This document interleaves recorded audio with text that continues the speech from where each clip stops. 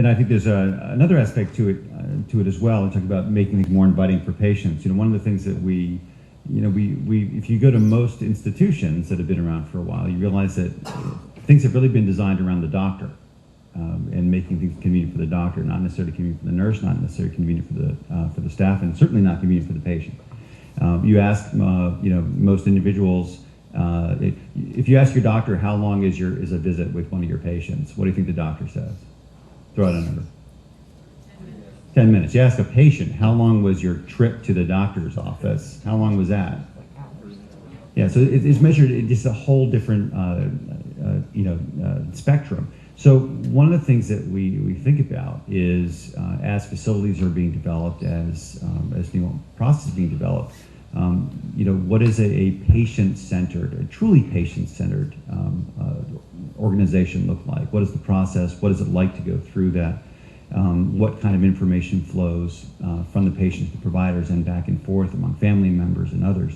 And I think that actually draws a lot of important changes to how we build facilities. And maybe Howard wants to talk a little bit about the patient-centered aspect. And I'm taking Carrie's admonishment about being a moderator here, but I will ask the question to Howard, because this is a remarkable facility compared to how things were before. If you want to just again to draw them, just to date me, when I was here, a lot of the buildings where when you went from surgical area to medical area and to the cancer center it was building to building. The buildings were connected, but they were only connected on certain floors.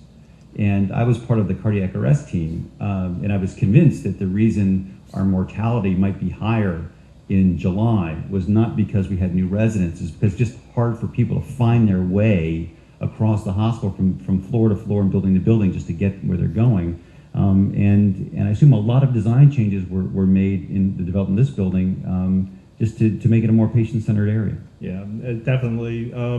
Actually, through the efforts of my colleagues, one of which is in the audience, Marge Smith. The planning of this building really was patient-focused. We did convert all of the beds here to private rooms. But more importantly, what we did do is we moved patients out of a building that was constructed in 1932. We moved patients out of a building that was constructed in 1962. We moved ORs out of a building that was completed in 1928. So we were a little bit behind the curve, I would say.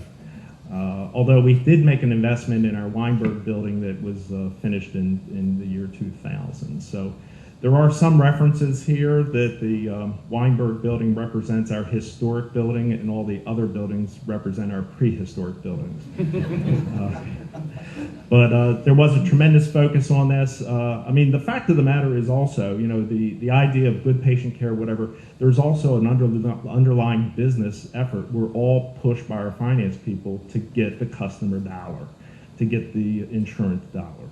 So there is a balance, there has to be a balance. I think we have a very good relationship with our finance people here. You do get a lot of requests, a lot of requests that require balancing of the business against the clinical wishes. I think we hit it right here with this building, but in another few years we're going to have another struggle. And we'll just have to bring that into balance again. But I think answering the desires of our finance colleagues is really a big hill for us all to climb.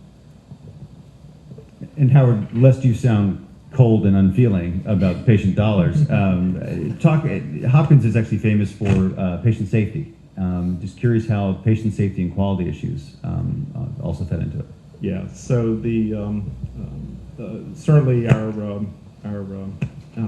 what's his name, Mark? Peter Pronovost.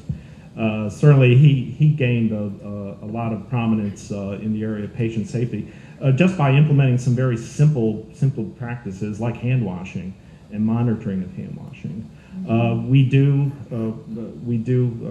did design the building with a tremendous number of opportunities for hand washing. We use the gels and that type of product for hand washing as well. The air systems in this building are all HEPA filtered, at the main air handling unit. We did adopt that as a practice. And then selected areas are additionally HEPA filtered at the point of use. I guess from an alarm management standpoint, I think I'm probably getting over into Mike's area a little bit, but alarm management was acknowledged as a patient safety issue where inadvertent alarms or pestering alarms were taking the caregiver's attention away from really the work at hand. So that was a great implementation here, I think, and has proven to be very successful. I don't know if Mike wants to expand on that. Well, actually, most of the work was done by the nursing community. What they did was take a look at all the alarms with clinical engineering and some IT support, all the alarms in each of the floors and each of the nurses. So they found that some nurses were getting as many as 1,200 alarms throughout a day. Well, if you get that many alarms, you're just not paying attention to them. So you miss some of the really important alarms while you might be looking at the ones that are less important. So they worked very hard with clinical engineering to determine which alarms should be delivered in what type of a manner. And then we've worked with some of our vendors as we implemented the building, not only with that alarm management committee, but with our nurse call system and our wireless voice over IP system to make sure that those messages not only got to the right person, but if that person didn't respond rapidly, it was escalated. So we've done a lot of things like that. We've in every one of our patient rooms, we have a device next to the patient, as close to the patient headboard as possible, where we can work with that patient. We can take a look at their ID badge, wand it. Then we can do the same thing with medications, compare that with the order electronically to validate we've got the right patient, right room, right order. And we're doing those kinds of things on a regular basis.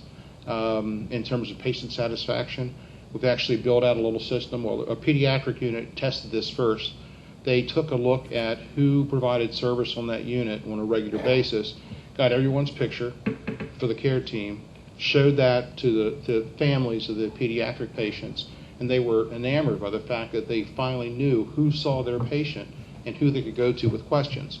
So we took that a step forward. We draw pictures out of our directory here.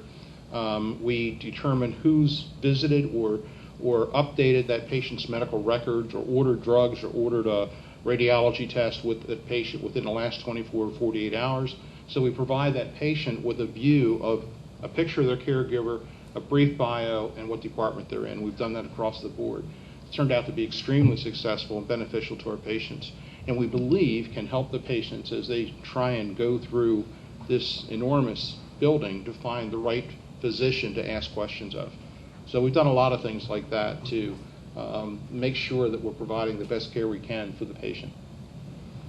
Yeah, actually, I can vouch for what Mike was saying. My dad was a patient here for 5 weeks in the SICU shortly after we opened the building.